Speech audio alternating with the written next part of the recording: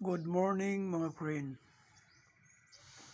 Karon mga friend nga adlaw Miyerkules. Mag-isgot ta o gamay, magchika ba? Chika minutes. Kining totoo ba kamo mga friend nga ang kalisod sa mga tao naa sa atong panggoberno? Ang panggoberno nato mao ang pinaka importante ngano kay matingala ko sa uban nga mga nasod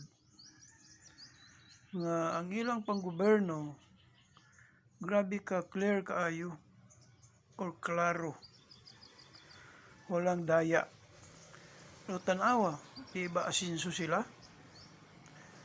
Ang mga tao nga mga Pinoy ug diin pa nga klase nga nasod adto sa ilaha mangita og trabaho.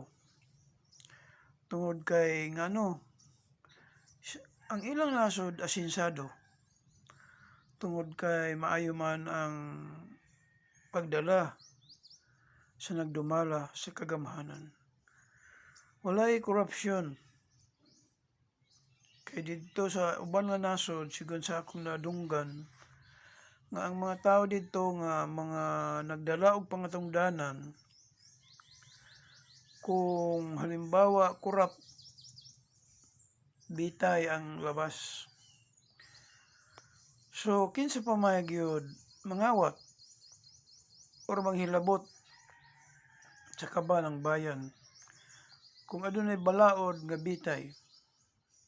Wa gyud. So, sa ato pa ang atong nasod asinso gikan sa mga buhis, sa mga yuta, sa tanan mga negosyante, ana may mga buhis, mga tanan naay buhis.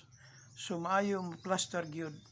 Di gyud mag-ingon nga muadto sa bulsa sa nagdadala kundi muadto gyud sa panudlanan sa panggoberno o magamit alang sa mga katawhan o ang mga katawhan dili maglisod tungod kay maayo man ang ilang panggoberno.